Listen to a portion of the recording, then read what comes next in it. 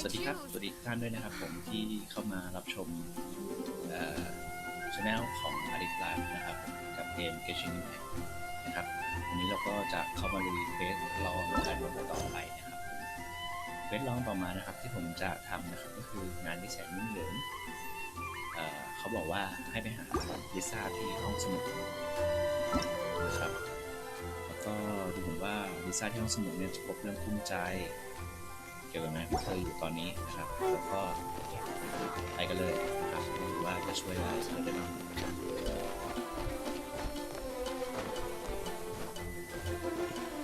ลิซ่านี่ก็จะเป็นตัวแม่มดนะครับแม่มดสายฟ้า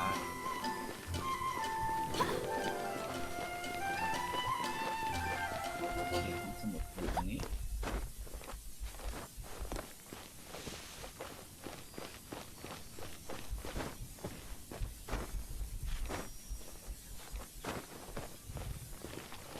สวัสดีผู้ชมใหม่ๆด้วยนะครับผมที่เข้ามาดูช anel นี้นะครับถ้าเกิดอยากให้ทำคลิปแบบแนวไหนหรือมีข้อคิดเห็นยังไงนะครับก็สามารถคอมเมนต์ได้ในแชทบ็อกซ์นะครับแล้วก็ผมจะพยายามตอบให้ทุกท่านเลยนะครับโอเคอันนี้เราเข้ามาที่ห้องสมุดแล้ววันนี้เธอก็ยืนอ่านหนังสืออยู่โอเค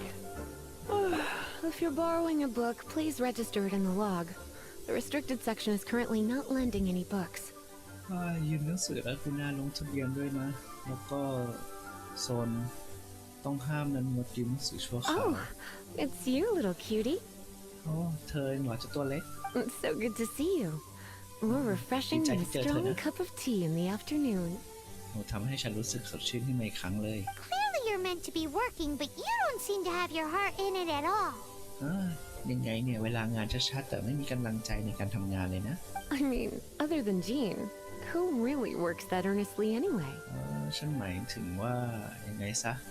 นอกจากยีนแล้วก็ไม่มีใครที่จริงจังกับงานมากขนาดนั้นแล้วแหละ So, did you have something you needed? แล้วตกลงเธอมาหาอะไรจ๊ะ Or did you just come to see me? หรือว่าแค่มาหาฉันเฉยๆล่ะนี่ Ooh, a smooth talker. Not what I was expecting. แหมพูดเอาใจจังเลยนะไม่เหมือนกับที่ฉันคิดไว้เลย So, Miss Librarian, got any books to recommend? งั้นพี่สาวบรรณลักษ์มีหนังสืออะไรแนะนำบ้างล่ะ Recommended books. Sadly, everything I'd personally recommend is all in the restricted section, which we're not currently lending out. น่าเสียดายนะหนังสือที่แนะนำนั้นน่ะมันอยู่ข้างนอกบริเวณต้องห้ามมันอยู่ในบริเวณต้องห้ามนั้นหมดเลยแหละก็ยืมไม่ได้ชั่วคราวนะ What's with your ominous tone? นี่มันบรรยากาศอะไรกันเนี่ย Oh, right. Would you be interested in checking out the Devat travel guide? จริงสิมีหนังสือแนะนำเที่ยวเกี่ยวกับทราเวลแหละสนใจไหม I think it would be quite helpful for you as travelers here. ฉันว่ามันน่าจะเป็นประโยชน์กับเธอนะเพราะเธอเป็นนักเดินทางใช่ไหมล่ะ Ooh, sounds like it could be helpful. โอ้ดูเป็นหนังสือที่ดีนะ Do you think we could take a peek? ฉันขอยืมได้ไหม I suppose I can try to find you a copy from the list. เดี๋ยวฉันดูให้ละกันจากลิสต์ที่ฉันมี Isn't this Lisa's job? What does she mean, I suppose? นี่คืองานของเธอใช่ไหมล่ะลองดูให้ Oh dear, that's unfortunate. Our copy is currently being borrowed. That said, it is now overdue. โอ้แย่จังเลยนะหนังสือของเธอถูกยืมแล้วแหละถึงแม้ว่ามันจะเลยคืนเลยกำหนดคืนแล้วก็เถอะ Come to think of it, quite a few of our books are now overdue. แสดงว่า I ต้องมีหลาย really เล่ม wish แน่เลย people would just return their books ต้องมีคนเอามันต้องเอามาคืนนั่นสิ on time. คืนให้มันตรงเวลาน่ะ Whoa, is Paimon imagining things, or does the air in here suddenly feel a lot more electrified? ตะกี้ฉันรู้สึกขึ้นเบงหรือเปล่านะอยู่ดีๆก็กระแสไฟฟ้าในสภาวะอากาศมันก็รู้สึกเข้มข้นขึ้น Such a pain. I'm going out to bring those unreturned books back. ฉันว่าฉันต้องไปเอาหนังสือพวกนั้นคืนแล้วแหละ If you'd rather get your hands on that copy of the Tevat travel guide sooner, you'd better come with me. ถ้าเกิดอยากได้หนังสือแนะนำเที่ยวให้เร็วขึ้นแล้วก็สนใจไปด้วยกันไหมล่ะ Lisa seems really scary right now. ตอนนี้ Paimon เธอดู thinks น่า it ก would ลัว be มากเลย best นะ if you answer her. ยังไงก็ตอบตกลงไปก่อนแล้วกัน You really are such a considerate cutie. Let's see. First, we can go to... เป็นเด็กที่เข้าใจง่ายจริงๆไหนสิที่แรกที่เราไปคือ the souvenir shop. It's called With Wind Comes Glory. So let's meet there อ๋อ shortly. ร้านขายของฝากไงที่มันชื่อว่าหนังสือที่ชื่อว่า With Wind Come Glory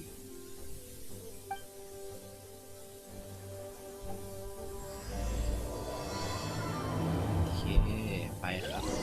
งานที่แสนยุ่งเหยิงกับการเป็นจะว่าไงดีเป็นคนทวงของ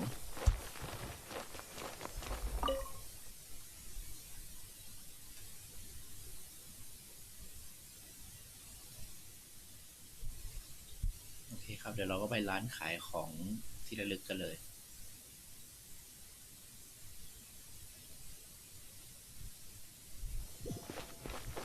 Go, Barbara, go! ได้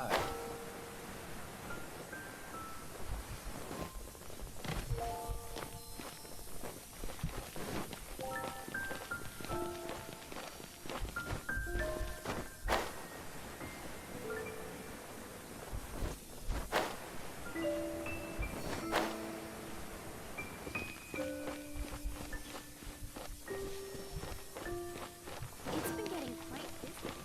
โอเคครับมาถึงละร้านขายของที่ระลึกเราคุยกับลิซ่าเลย Cutie, you're here. Let's begin, shall we? เรามาเริ่มกันเลยดีกว่า Hello, Marjorie. Any exciting new items in stock? สวัสดีโมเดริงช่วงนี้มีไอเทมอะไรที่น่าสนใจบ้างล่ะ Why so surprised? Today is such a special day. It's only Maybe one natural today, that yeah. I'd want a souvenir to remember it by. ถ้าฉันซื้อของที่ระลึกไว้ก็ไม่ใช่เรื่องแปลกอะไรนี่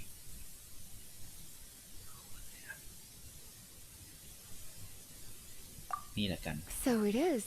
In that case, I declare this the day of... The day of my life I wish I could get back because I spent my first ever outing with someone taking them on an annoying errand. ฉันก็ออกมาครั้งแรกกับเธอละกันเพื่อทำงานที่น่ารำคาญโอเคไหมล่ะ Don't you think that's a bit long? โอ้ยาวมากเลยนะ Well, if it's a souvenir you're after, you're in the right place.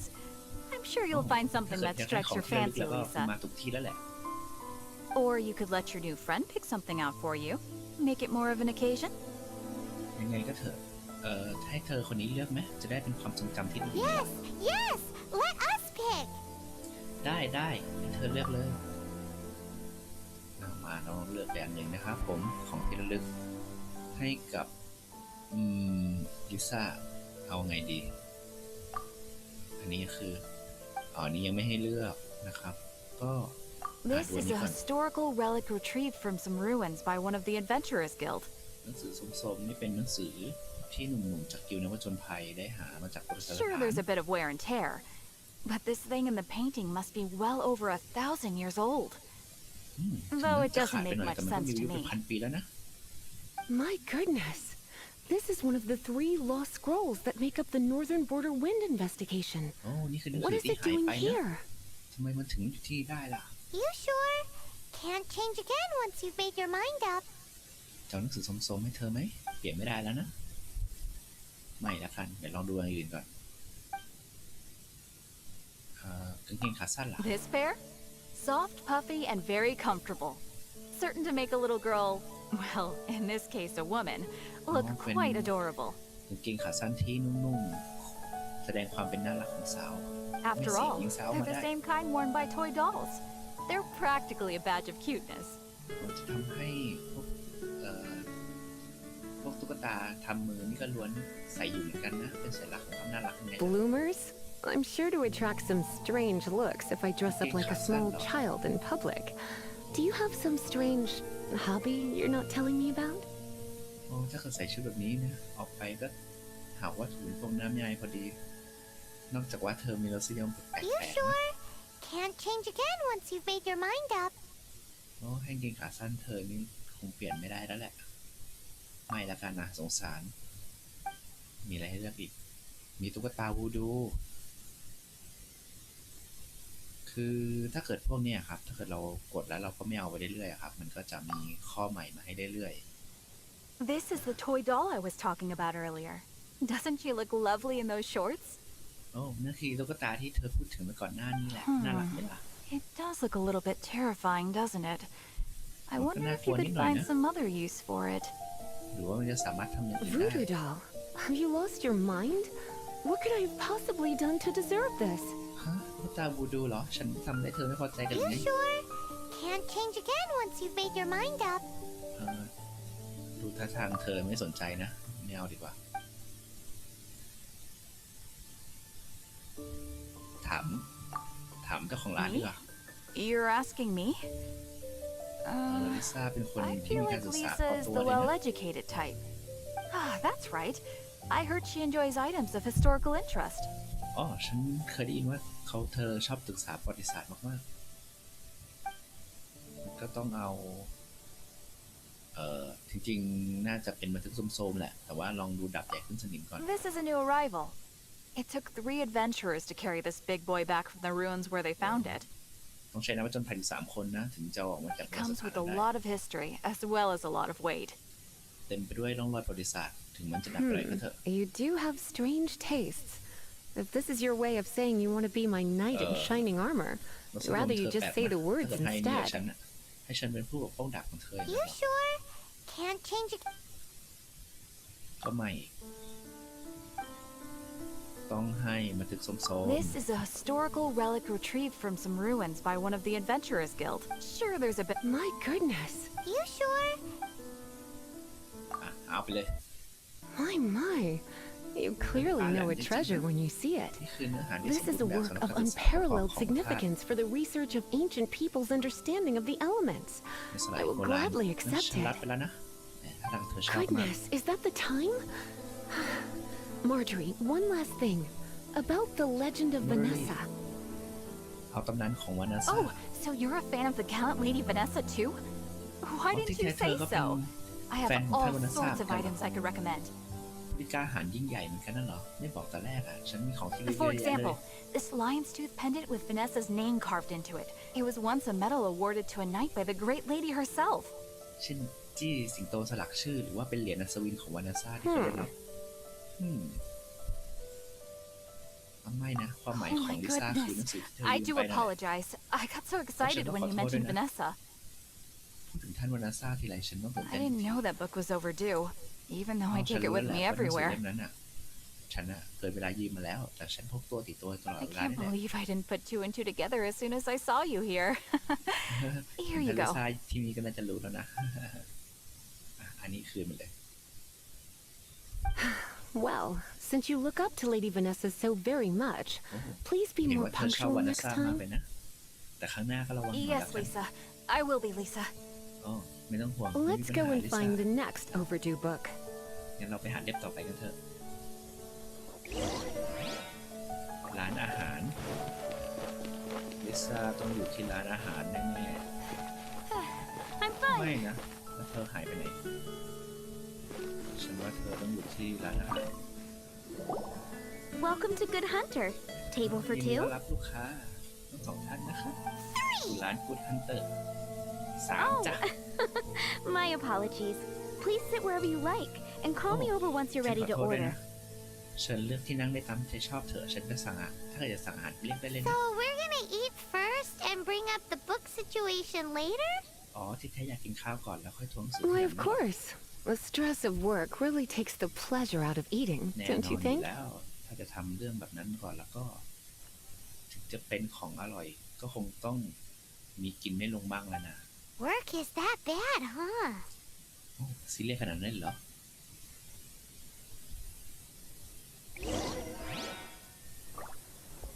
ไปดิคุย Why don't you order us something, cutie? I'm ever so curious to know what your tastes are. เอาเธอสั่งอาหารให้ฉันหน่อยแล้วกัน ฉันอยากรู้รสนิยมของเธอเป็นยังไง เอาอะไรดีอ๋อ Good เอาสเต็ก Hunter's ก่อน signature dish. If it's what you want, I'll try anything once. อ๋อมัน มันคืออาหารจานขึ้นชื่อของฟู้ดฮันเตอร์เลยนะไม่เลวเลย You sure? Can't. ไม่ Why don't you order us something, cutie? I'm ever so curious to know what you're... This seems like the sort of staple bar food you'd find at the tavern. It has an extremely strong flavor, so drinkers love it because they can actually taste it. โอ้มันต้องเป็นแกมอะไรที่ดีแน่เลยเพราะว่ามันมีรสชาติจัดจ้านมันเหมาะกับนักดื่ม You sure? Can't change again once you've made your mind up. ไม่อันนี้ก็น่าจะไม่ชอบแต่ว่าแรกเธอน่าจะชอบ Why มาก don't you order us something, cutie? เอาเป็น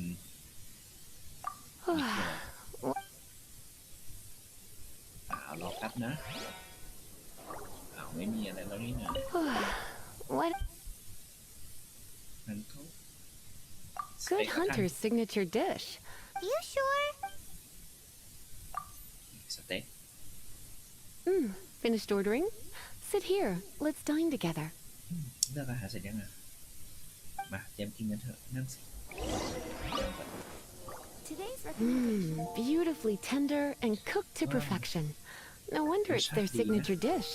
It's a shame I can't have more, but a witch must watch her สุด physique. ท้ายฉันกินมากไม่ได้แล้วก็ไม่งั้นพอเป็นแม่มดก็ได้พังพอดีเลย so full. ไพมอนอีก Time is getting on. I suppose I should carry on with this ghastly thing called work. โอเคเราต้องกลับสู่เรื่องของงานต่อแล้ว Let's have a little chat with Sarah about her library book. ไปคุยกับลิซาร่าเรื่องกับหนังสือห้องสมุดเถอะ Would you like to order something else?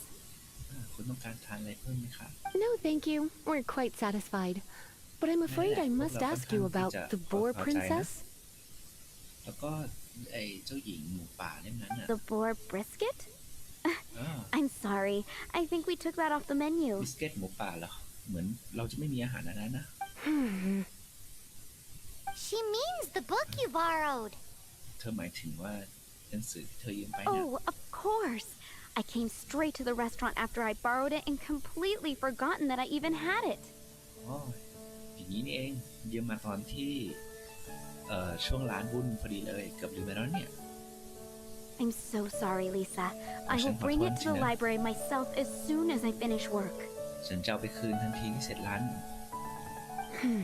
Okay then. But make sure you don't forget this time. โอเคงั้นก็ได้ห้ามลืมเด็ดขาดเลยนะ Right. On to our next stop then, cutie. ไปเราไปกันต่อเถอะ It's been getting quite โอ busy. เค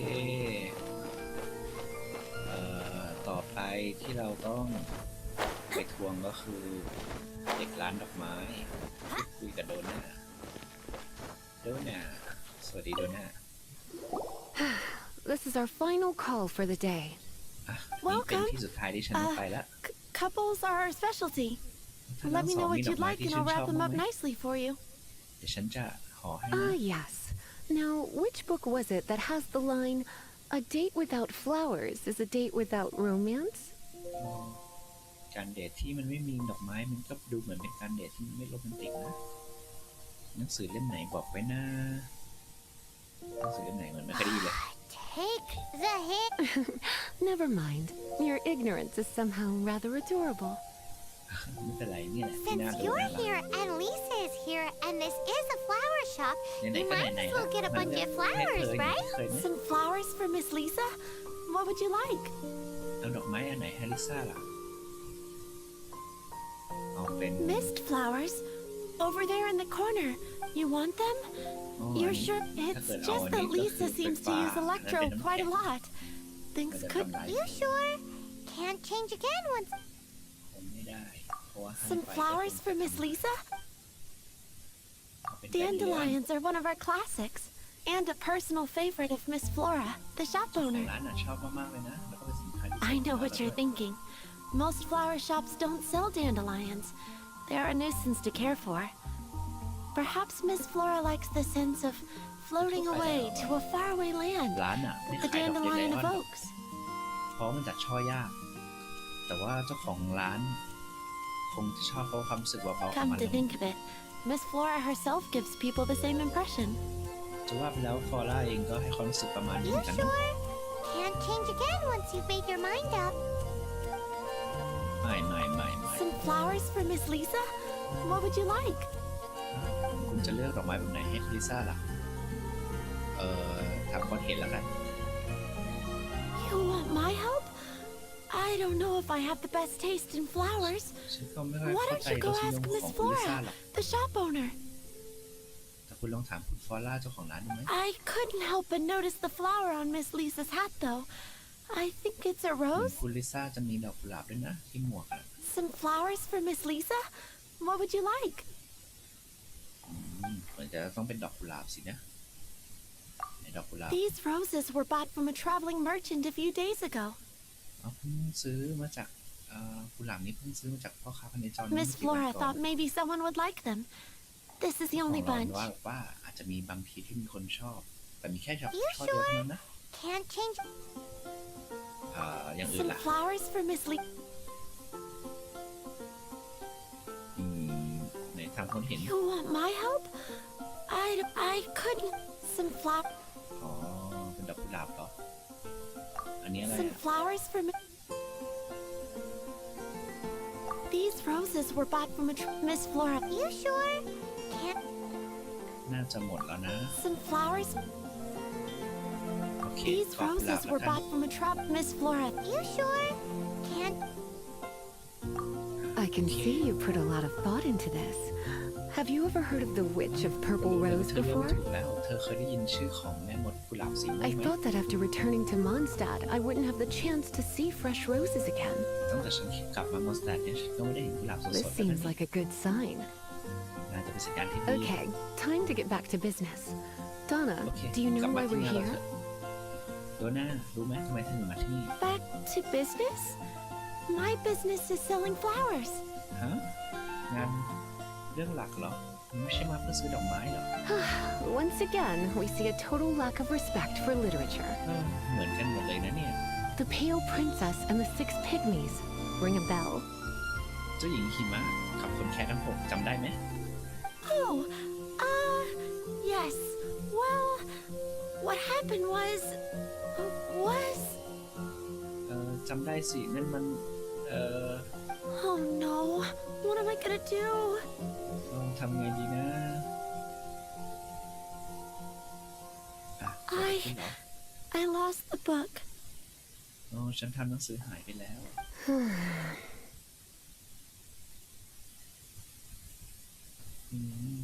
A while back, I realized it was almost due, and I was getting ready to bring it back to the library. ฉันนึกขึ้นมาได้ว่าตอนที่คืนหนังสือแล้วก็ยังเตรียมหนังสือไปคืน But I couldn't find it anywhere. I looked ฉัน for หา days, เท่าไหร่ but ก็หาไม่เจอหา nothing. มาหลายวันแล้วไม่มีวี่แววเลย It's like somebody stole it. It But should have why been you couldn't there open it? on my bedside table, right where I left it. ฉันน่ะเก็บไว้ที่หัวเตียงตลอดเวลาเลยนะ That Lisa does some crazy things when she gets mad. ลิซ่าต้องจะของขึ้นไหมเนี่ย I heard that. เอ้ยเมื่อกี้ฉันได้ยินนะ Well, if it really was stolen, Donna's done nothing wrong. ถ้ามีคนเอาไปจริงๆไปถ้ามีคนเอาไปจริงๆแล้วก็โดนหน้าต้องทำอะไรผิด The blame lies with the book thief. ฉันจะไปคิดจากหัวขโมยหนังสือเล่มนี้แล้วกัน And their punishment will be 10 times worse than stealing my book. แล้วก็ต้องได้บทลงโทษเพิ่ม3เท่าไม่สิ30 เท่าของราคาเดิมเลย Like Paimon said, totally crazy. แน่เหมือนที่พามอนพูดน่ากลัวจริงๆ Oh, don't worry about that.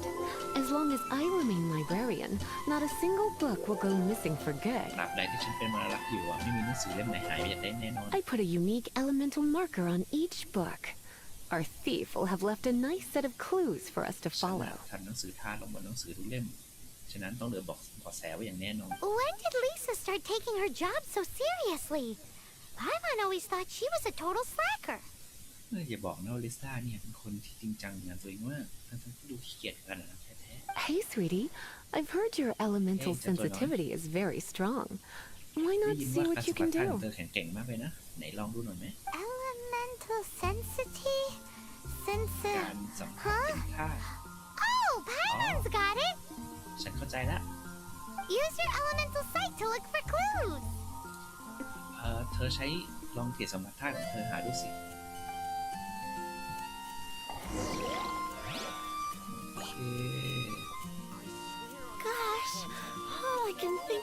Miss Diluc.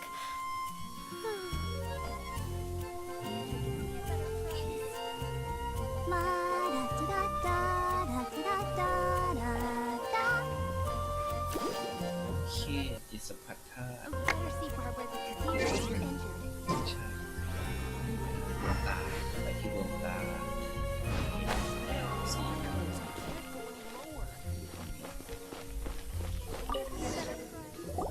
Looking at the elemental traces, it does seem likely that the book was stolen. คิดว่าน่าจะมีคนขโมยไปจริงๆนะเนี่ย So Donna didn't do anything wrong after all. มันไม่ใช่ความผิดของโดน่าใช่ไหม It's not from the restricted section, so it's hardly a book worth stealing. Whoever wanted this book so badly had a strange fixation indeed. ใครต้องการหนังสือประเภทนี้นะ So what do we do now? แล้วเราจะทำยังไงดี The elemental traces are very faint, but I can tell that the thief took it beyond the city walls. ถึงแม้หนังสือจะมีพลังธาตุที่บางๆแต่ก็ดูได้ว่าเจ้าหัวขโมยนั่นน่ะเอาหนังสือของมัน You must see it too, right, cutie? เธอเองก็น่าจะมองออกใช่ไหม Let's follow the trail and have a look where our thief was headed, shall we? ลองตามรอยไปแล้วก็ไปดูว่าไปที่ไหนกันเถอะครับไลน์อัพและ17เยี่ยมเลย สวัสดีเจ้าพิราบปึ๊บ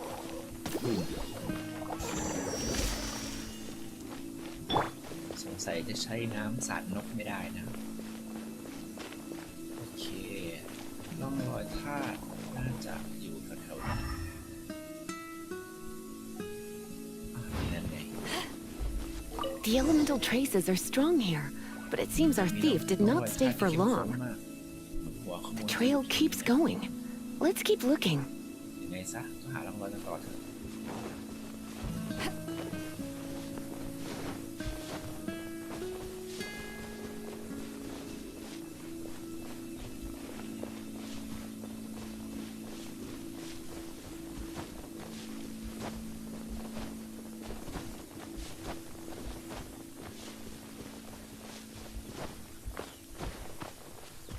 ครับใกล้ถึงแล้ว โอเคนายอยู่แถวนี้สวัสดีหมูป่าหมูป่าไปไหนอ่ะหมูป่า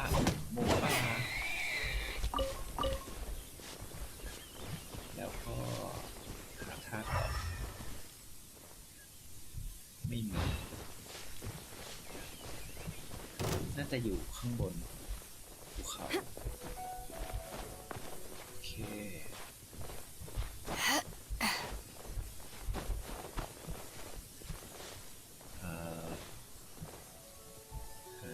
ต่อ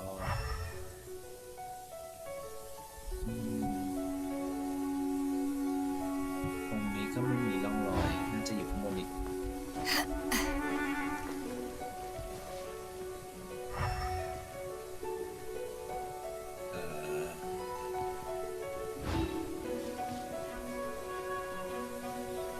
น่าจะอยู่แถวนี้นะ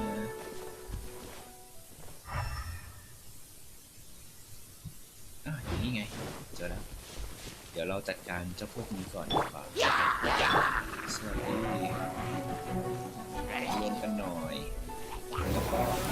ไปเกิดใหม่ซะเรียบร้อยครับทีเดียว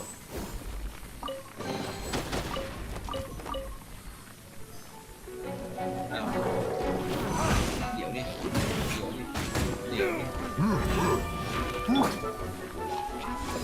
ระเบิดเลย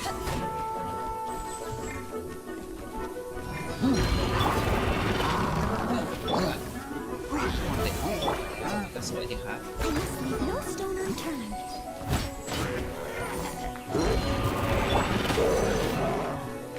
โอเค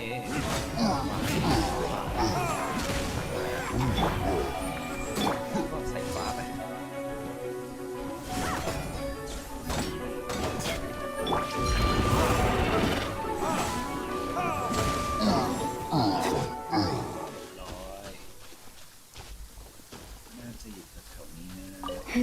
It's further than I thought. quite the intrepid explorer, our little thief. ฉันคิดว่าไม่น่าจะหนีมาไกลได้ Maybe we frighten the turtle back inside his shell. ไปไหนทางนี้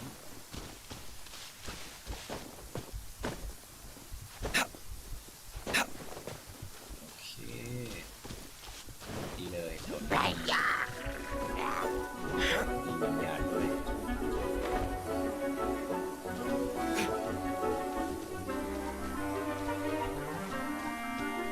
สวัสดีเพื่อนๆที่เข้ามาใหม่ทุกท่านด้วยนะครับผมก็ตอนนี้ท่านอยู่กับช่องคลิปไลฟ์แบบปกติชิมแพ็คเพื่อนๆท่านไหนนะครับที่สนใจเข้ามาเล่นด้วยกันนะครับก็สามารถกดไว้ได้นะครับผมถ้าเกิดผมไปพบเจอเนี่ยนะครับเดี๋ยวผมจะขออนุญาตแอดเพื่อนนะครับไปเล่นด้วยกันด้วยนะครับผมอันนี้จุดชนวนตายแล้วตรงนี้ดู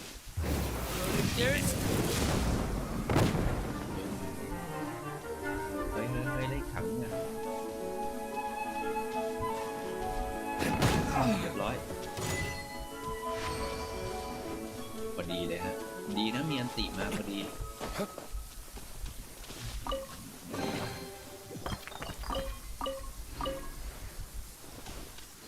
แท่นอะไรอ่ะเลือกมาแท่นธาตุอะไรธาตุน้ำใช่ไหม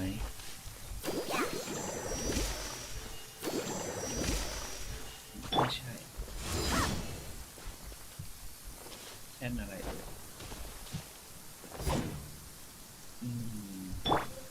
I must leave no stone unturned. ไม่มีปฏิกิริยากับธาตุเลยไม่เป็นไรเดี๋ยวผมค่อยกลับมา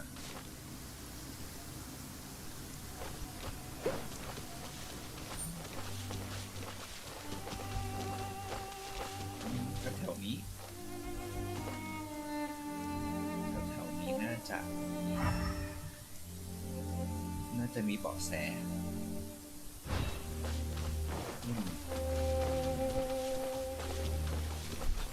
ตรงนี้ล่ะ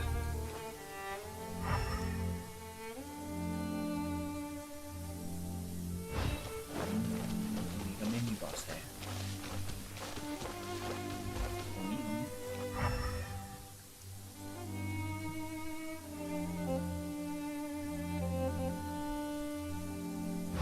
ก็ยังไม่มีเบาะแส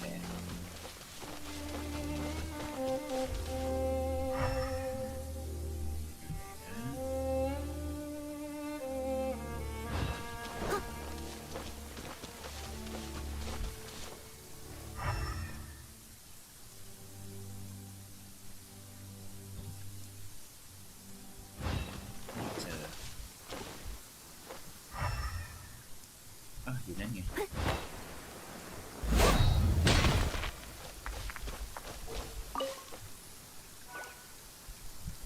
It must be nearby. น่าจะอยู่แถวนี้นะ Using elemental sight, you can even detect magic. การใช้จิตสัมผัสธาตุเนี่ยจะทำให้เธอเห็นได้แม้กระทั่งการหมุนเวียนของ Follow the flow of magic to find the book. ตามการไหลของเวทมนต์ไปสิแล้วเธอจะพบหนังสือไหนไปไหน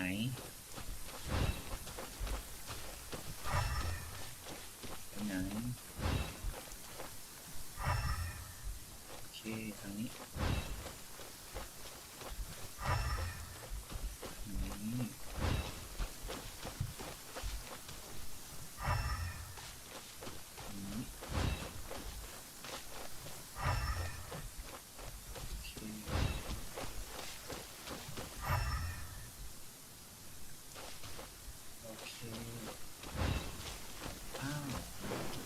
เจอเกาะเวทมนต์ The thief lives inside ruins? Mondstadt people do have some strange quirks. คนในมอสแตกเนี่ยบางทีก็มีงานเด็กๆแปลกๆนะ Please do not jump to such a preposterous conclusion about the living habits of Mondstadt's residents. อย่าพูดชี้ซัวเกี่ยวกับเหตุการณ์อันนี้สิ This seems far more likely to be the work of some none too friendly troublemakers. มันเหมือนกับเป็นพวกน่าจะเป็นพวก เอ่อตัวยิ่ง Stealing พวกนี้ books นะ is hardly the hilly churl style. การขโมยหนังสือพวกนี้ไม่เหมือนกับพวกเฮลิคัส All they would use books for is to keep their campfire going anyway. แต่ว่ายังไงซะถ้าเกิดเอาหนังสือคำว่าที่ขโมยมาเนี่ยมาจุดไฟก็เผาที่อบอุ่นก็น้อยก็ได้ความอบอุ่น This is more likely to be the Abyss Order's doing. They do seem to have a way of slipping in and out of places like ghosts, after all. พวกนี้น่าจะเป็นฝีมือของพวกดิสออเดอร์มากกว่าอยู่แล้วพวกนี้ชอบทำเป็นตัวชอบทำตัวเหมือนพวกผี Also, there's an elemental seal at the entrance. It looks like the result of an Abyss mage's magic. แต่ร่องรอยของการผลิตทางเข้านั้นน่ะก็เหมือนจะเป็นของเวทมนต์นะก็เหมือนมี Abyss Mage อยู่ด้วย A seal? How are we gonna break it? Is this gonna turn into another huge ordeal? งั้นเราจะปลดผนึกยังไงล่ะ Not to worry. If you think a little magic can keep me out, think again. ไม่ต้องห่วงหรอกด้วยพลังทางธาตุระดับเนี่ยมันก็ดูถูกฉันเกินไปแล้วแหละ Why is that? อะไรนะฟ้าผ่าลงมา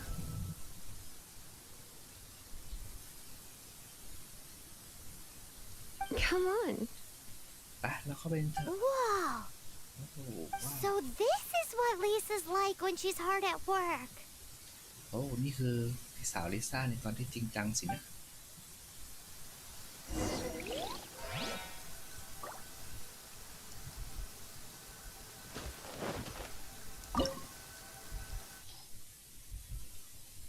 โอเคก็ลงดันกันเลเวลที่แนะนำก็คือเลเวลประมาณ19นะครับแต่ของผมนี่ก็ประมาณ13แต่ก็ไม่มีปัญหาอะไรอยู่แล้ว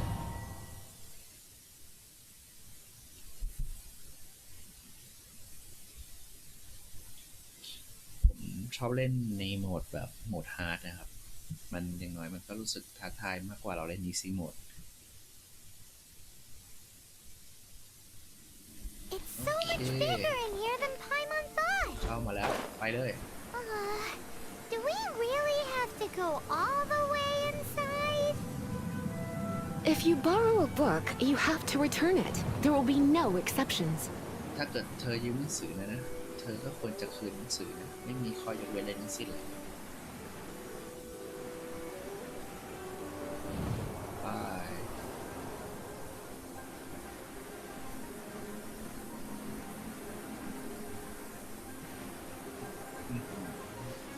เป็นโบราณสถานที่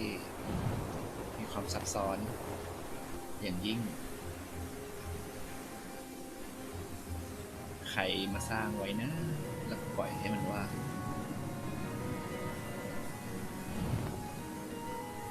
โอเคมาถึงแล้วหากล่องสมบัติก่อนแล้วก็พิซซ่าไป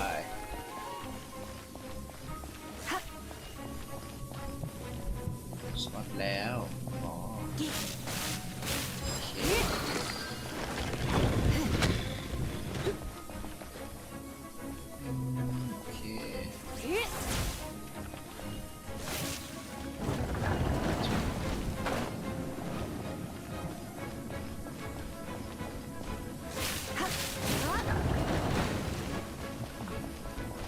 การเปิดประตูด้วยระบบสายฟ้าให้น้องโนเอล Steady as stone. เสร็จแล้วก็เปิดด้วยสายฟ้าแล้วกันนี่ครับเห็นไหมครับยิ่งมีคนมาตีเยอะก็ยิ่งชาร์จเร็วแล้วก็แรงขึ้นนะเป็นตัวเคาน์เตอร์ที่ดีมากสำหรับ4 ดาว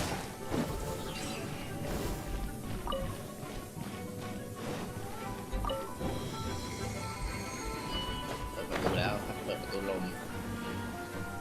ไปไหนไปไหน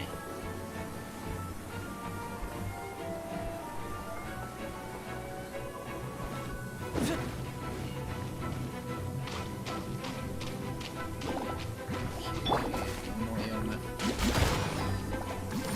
เสร็จแล้วก็ชาร์จไฟ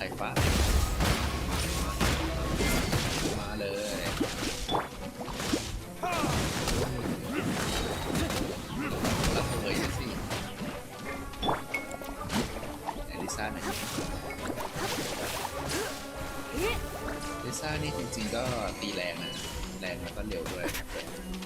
เป็นธาตุน้ำหรือธาตุน้ำแข็งนี่ก็ใช้ได้เลย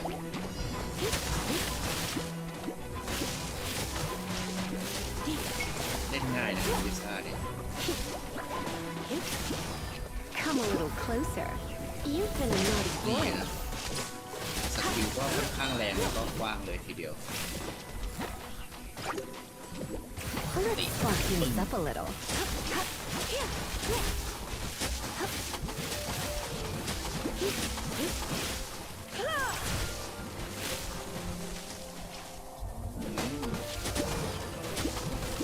โอ้โหแข็งรัวๆโอเคไม่ทันเปิดไฟแล้วกันไป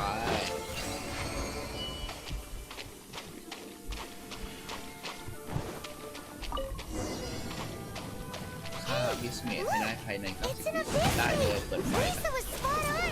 เปิดไฟผมไม่ค่อยชอบอยู่ในน้ำเลยขอขึ้นบกก่อนอันนี้เป็นเคาน์เตอร์นะครับไม่ว่าจะโดนสกิลอะไรมาก็ไม่สะทกสะท้าน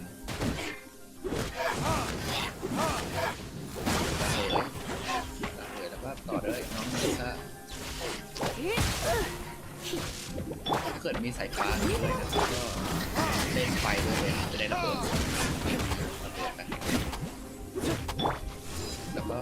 ต่อด้วยสายฟ้ามากกว่านี้มากนี่ไง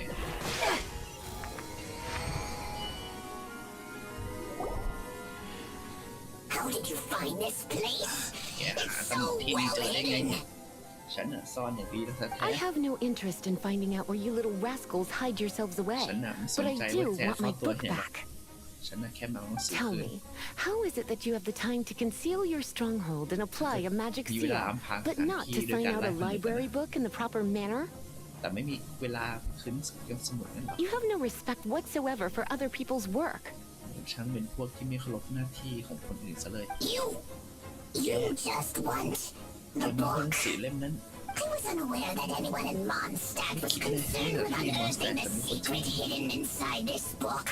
มองความลับของหนังสือเล่มนั้นออก Who are you? เธอเป็นใครกันแน่ The librarian, although I believe that should be quite clear already. พูดยาวขนาดนี้แล้วยังถาม Return the book. This is an ultimatum. คราวหน้าช่วยมาคืนหนังสือด้วยนะฉันจะพูดดีๆครั้งสุดท้าย Since you insist on concealing your identity, ฮะที่แท้ก็อยากจะปกปิดตัวต I น have all the less reason to give you that book. ก็ไม่สามารถคืนหนังสือให้ได้แล้วนะ After all, it contains ไอ้ the สัตว์ก็ secrets. เกี่ยวกับความลับนั่น What are you doing?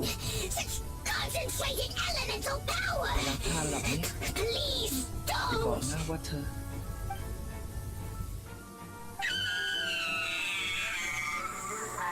ถ้าโดนช็อตกับหมดสติไปสุดยอดแล้วก็น่ากลัว Naughty boys who don't do what they're told need a little พว punishment ก to ที่ keep ไม่ them ยอม in ฟังเด็ก line. พูดนะสมควรโดนลงโทษแล้วแหละ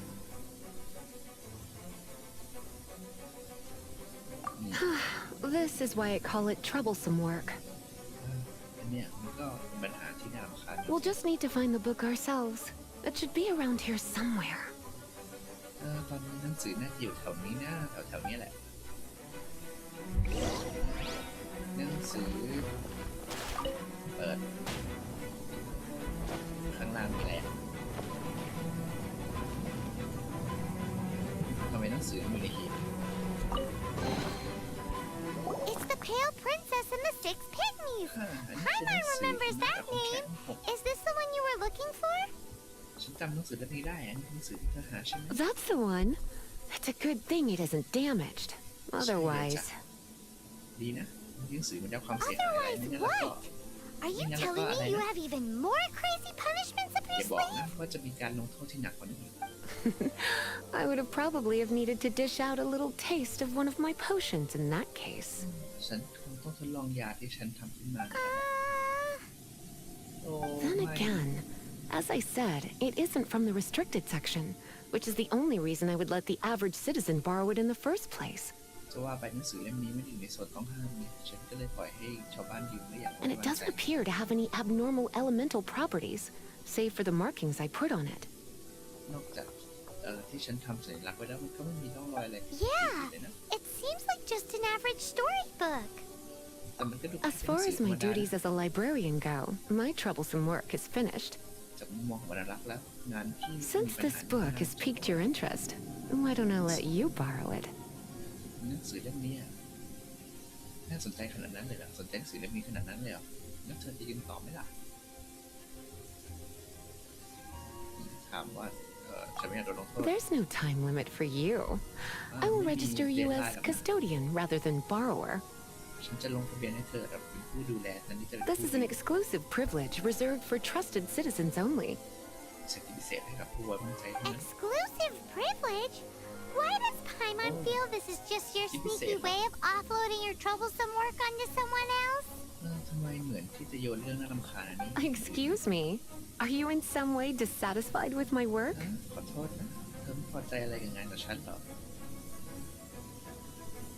Good. You're amenable to reason then. ดี I do wish I could keep you by my side as my personal เป็น assistant. ผู้ช่วยฉันอยู่ข้างๆจังเลยนะ My work here is done. I'm going back. งานวันนี้พอแค่นี้ Don't forget to register at the library when you have a spare moment. แล้วก็อย่าลืมมาที่ห้องสมุดให้ลงทะเบียนด้วยล่ะสุดท้ายเราก็ต้องกลับไปห้องสมุดใช่ไหมถ่ายสำเร็จแล้วได้หนังสือมาเจ้าหญิงกิมกับคนแค่ทั้งหมด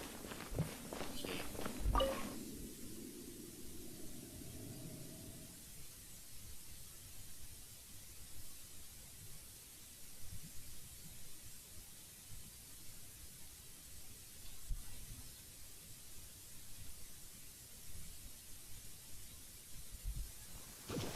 เคครับเราวับกลับกันเลยนะ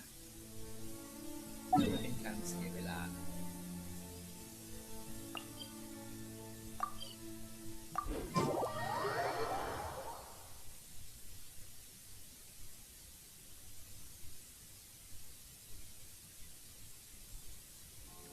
โอเค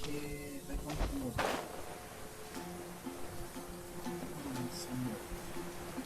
คือตรงนี้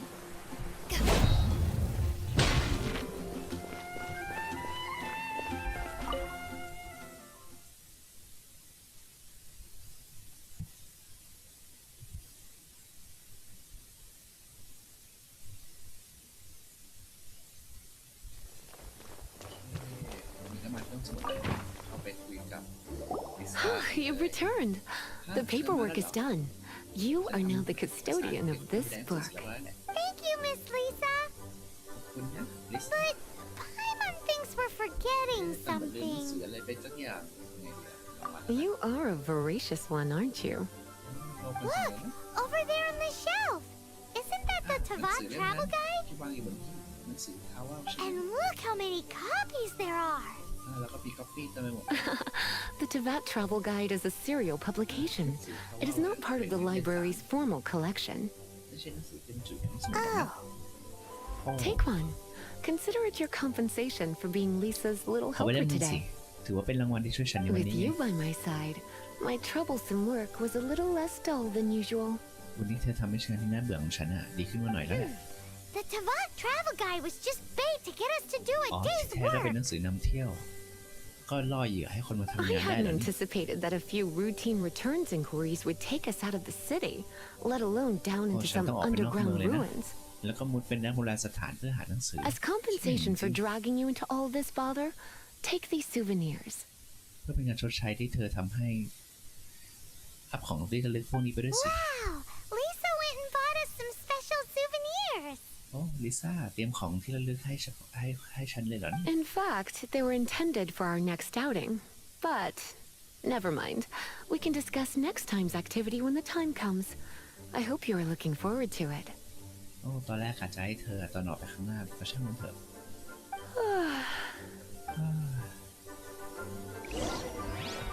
มาหยิบหนังสือก่อนสำเร็จแล้วเดือน26มาทำหนอนหนังสือโอเคได้ไพมอนเจมมาอีก60ก้อนโอเคแล้วแหละ มา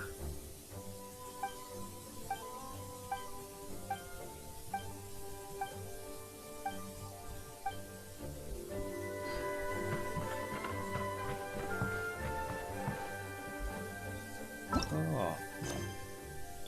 โอเควันนี้นะครับก็น่าจะจบเควสงานที่แสนยุ่งเหยิงของลิซ่าไว้เท่านี้นะครับผมแล้วก็กลับมาพบกับผมใหม่นะครับผมกับช anel อดิไลน์ได้ในครั้งหน้านะครับก็วันนี้ก็ขอบคุณทุกท่านมากๆครับที่เข้ามารับชมคลิปของช anel ผมนะครับผมถ้าเกิดถูกใจยังไงนะครับก็ฝากรบกวนกดไลค์กดแชร์แล้วก็กดไลค์เป็นกำลังใจให้ผมด้วยนะครับก็วันนี้ก็ขอบคุณมากครับสวัสดีครับ